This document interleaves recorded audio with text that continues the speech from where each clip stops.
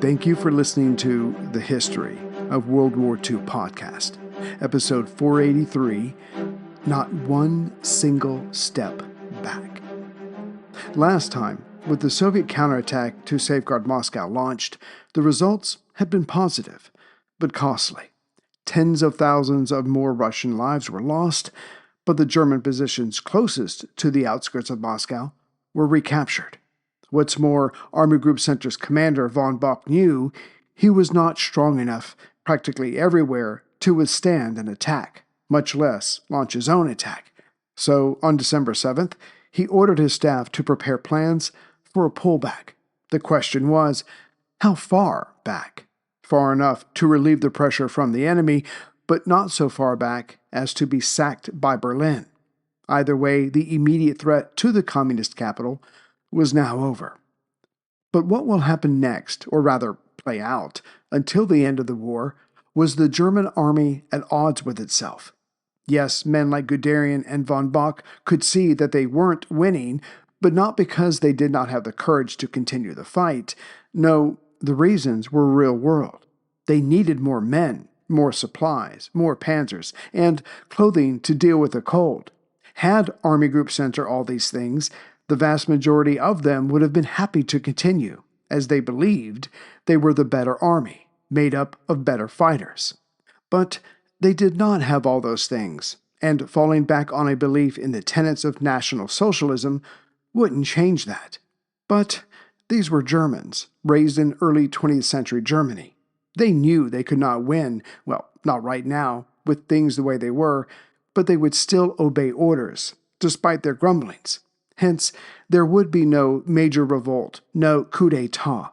Hitler would stay in power, and the men would continue to fight in the East, to their detriment and to the death of hundreds of thousands of them. Either way, Army Group Center now found itself holding the tiger by the tail. It could not let go, but it couldn't stay where it was, either. As the retreat went on, the men became more desperate, and there were plenty of things to be desperate about. Panzer Group 4, which had been just west of Moscow, now had to watch for mobile enemy forces coming from the north, as other Soviet armies had broken through northwest of where they had been and were now trying to drive south to cut off those retreating. Worse, or just as bad, if the Soviets got to a position first, they would take the German supply stocks there and then lie in wait.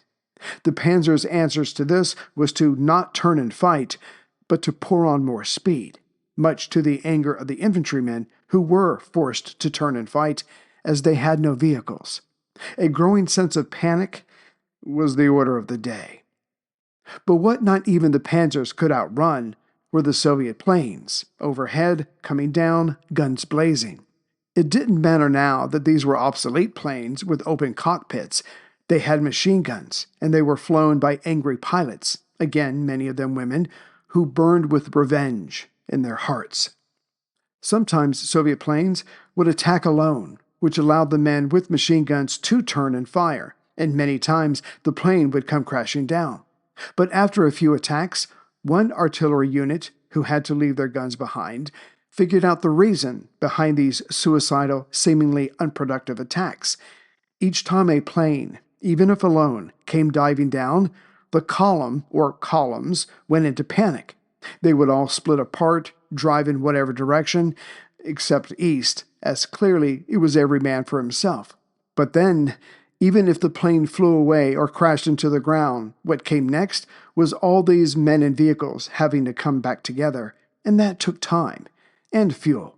Thus the attacks were slowing down the columns, allowing the Soviet tank units, whether north or south of them, but level with some of the retreaters, to get ahead and then turn in, cutting off a retreat path.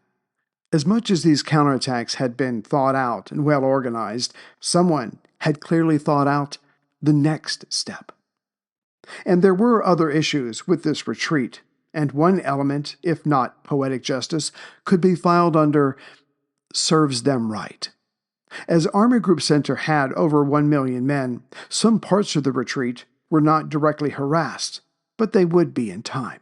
For now, they were given orders to pull back, and platoon by platoon, they did so, in an orderly fashion. The rub was not Soviet air attacks or enemy tanks that came crashing in. No, it was getting the damn trucks to start in the first place, what with the weather being a minus 35 degrees Celsius. And then they had to be driven through the deep snow. But then came the biggest challenge: how to retreat. Before Poland was invaded, the German army had never held a field exercise of how to retreat with a large number of units. Now, that's confidence. And before this moment, they had not had to retreat in the face of the enemy. So the following started playing out with Panzer Groups 3 and 4. Or to hear one lieutenant put it of Panzer III, discipline is beginning to let up. There are more and more soldiers separated from their commands, walking westward, without weapons, leading cattle by ropes, or pulling walking sleds filled with potatoes. Men killed by air bombardment are no longer buried. A psychosis bordering on panic has gripped the baggage trains, unaccustomed to this retreat being only used to a rapid advance. Service troops, too, are without rations and are cold. They are retreating in utter confusion. Among them are those wounded who could no longer be sent to the rear. Traffic control elements working day and night can hardly cope anymore. The Panzer Group's most difficult hour has begun. This lieutenant would go on to say that many of the soldiers were asking, "Where are our officers?" which was a good question. In truth, some of those officers were busy riding or walking while reading reports from the OKH, telling them of the many new Soviet formations never heard of before. Or, to sum up, from the officers, soldiers, and commanders' point of view, just what the hell was going on out there. And the intelligence officers, with those retreating, were ordered to focus on and get a sense of the quality of these Soviet troops following them, and yet their focus could not veer off from the quantity just behind them. The fact that those behind them were barely trained or even unarmed mattered little. Panic clouds the mind like few emotions can. And going back to the beginning of it all, when the men of the 6th Schutzen Regiment, the ones who had laughed when the locals said that they were nervous because supposedly Russian troops were on their way during the first counterattack, one of those men recounted, "Dead tired, we went from village to village. Time after time, it was halt, occupy positions, prepare to move, march. One did not even consider rest." There were quite a few tank crews, come infantry, as their vehicles were either destroyed, ran out of gas, or again would not start because of the cold. And as much as they grumbled to each other, that came to a halt when they saw proper infantrymen. Those people had to walk here in the first place, and now they were walking back the way they came, more like being chased away. As one driver of the 20th Panzer Division put it rather succinctly, one look at the infantry was enough to change our minds if we ever felt compelled to complain. Yes, the Russians were hard upon them, day and night, but nothing was as constant as the cold. The panzer driver continued, "It was astonishing what was expected of and done by them. Worse was the cold. Temperatures could change from 4 days at minus 15 degrees to minus 20 degrees by day and minus 30 degrees at night, and then go up and be followed by a snowstorm. Those who endured it would remember it for the rest of their lives.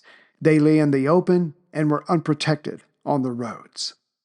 Infantry Unterofficer Rolf Mollander, a junior NCO, kind of like an American or British corporal, had the misfortune of being north of Moscow, in fact attached to one of the units who had made it the furthest east when the Soviets counterattacked.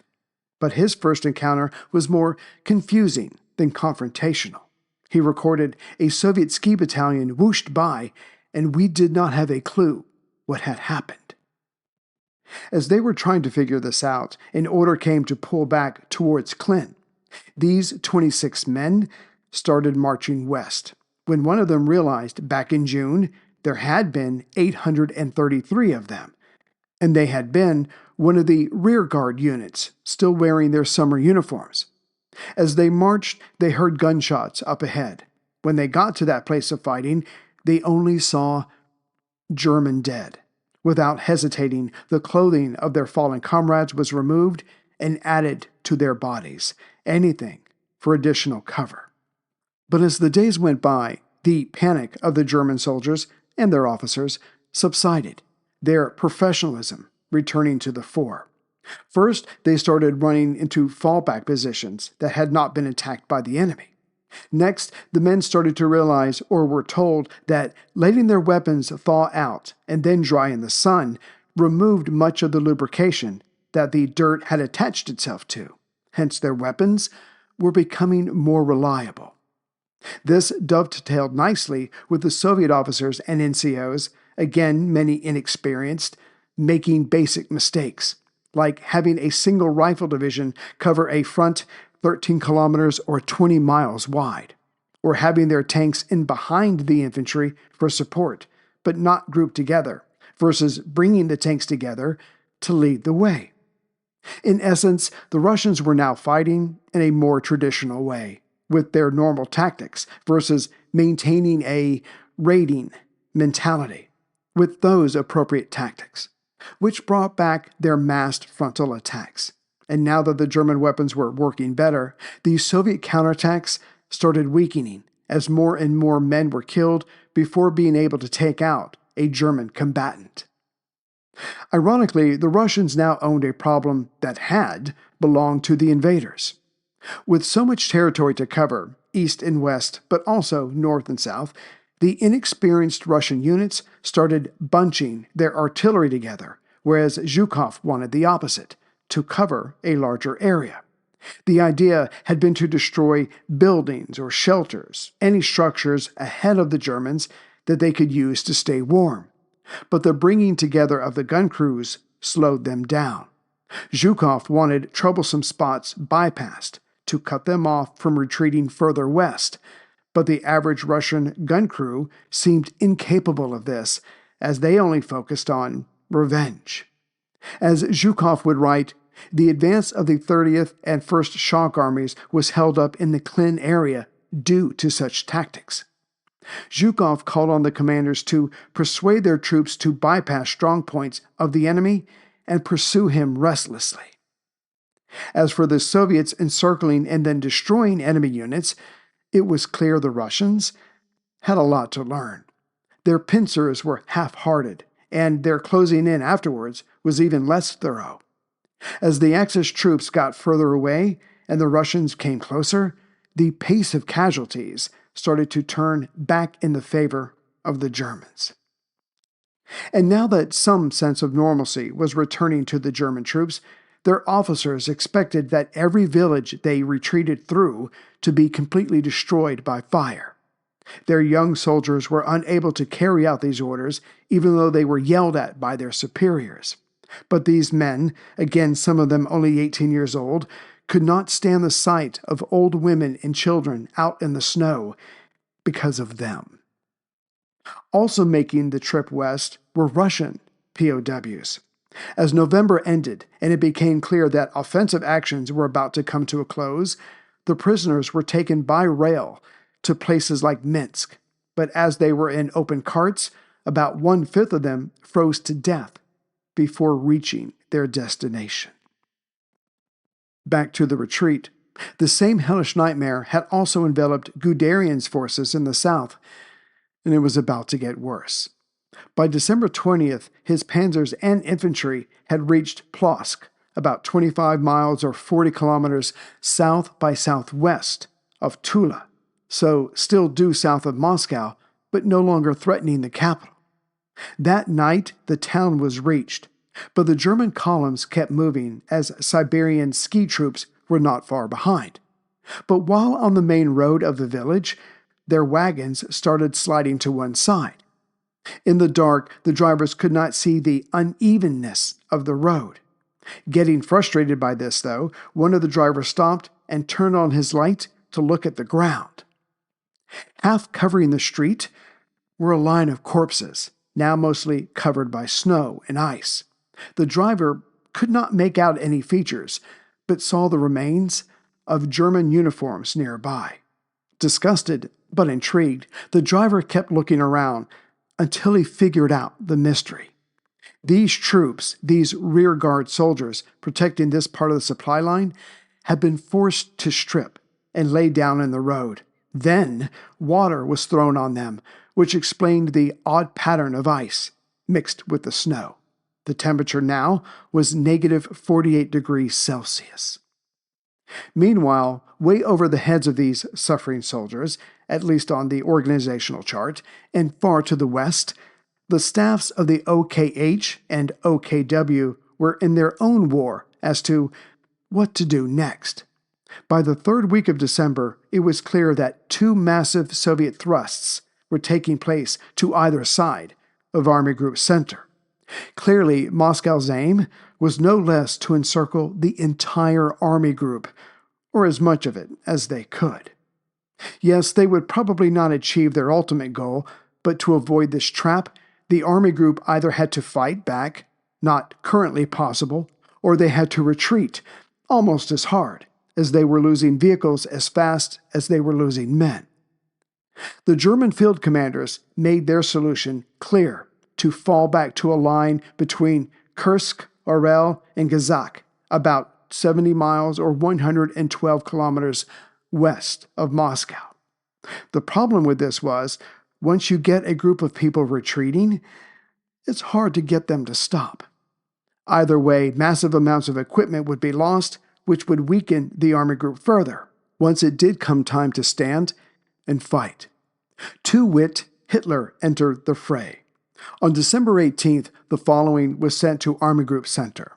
Commanding generals, commanders, and officers are to personally intervene to compel troops to fanatical resistance without regard to enemy that may break through on their flanks or in the rear. Basically, Army Group Center was being ordered to stand and die. But for those that wanted to keep fighting or still wanted to reach Moscow, this really was the only way. But what Berlin needed now was time to bring up reinforcements from Germany and from the West, as Hitler had ordered, so they had to stand in order to gain that time. And what the men of von Bock were about to find out was that 2 days ago, on December 16th, Hitler had directly told von Bock, "Your army group will cease all withdrawals and defend their current positions," that his soldiers, Germany's soldiers, would take not one single step back. This order came as von Kluge's Fourth Army was being pushed away from Guderian's 2nd Panzer Army, and its last supply line was about to be cut. General Gunther Blumentritt, the chief of staff of the Fourth Army, wrote in his diary, "According to every calculation, it could only mean the destruction of the Fourth Army." Yet this order was obeyed. Units already moving westward were turned about and brought back to the front. Fourth Army prepared to fight its final battles. Only a miracle could save it now. Not to fear, that miracle was coming. On December 19th, the CNC of the German Army, Field Marshal Walter Heinrich Alfred Hermann von Braulich, was removed from his post. The new CNC of the German Army would be Adolf Hitler. Postscript: von Braulich might have been humiliated by this, disgraced even, but he never saw Hitler again, and he survived the war. But he died on October 18th, 1948, just as he was to begin his trial in the British-occupied zone for conspiracy and crimes against humanity. Greetings, everyone, from Central Virginia. So as far as donations and new members, I've just got one person for now. Douglas Savage, who originally from Richmond, Virginia. Howdy, neighbor. Thank you very much, Douglas. He donated, but I think he's on the West Coast now. But anyway, so Douglas, thank you very much. As we can see, Hitler has taken over Army Group Center. He has ordered them to stop. They are going to fight. And any and all success that they have from this point out is because Hitler ordered this stop, and he did sacrifice a lot of these men, obviously, but that was the only way, because they were simply going to keep going, and the Russians were going to keep harassing them. So we will see what Hitler can do as an army commander. Take care, everyone.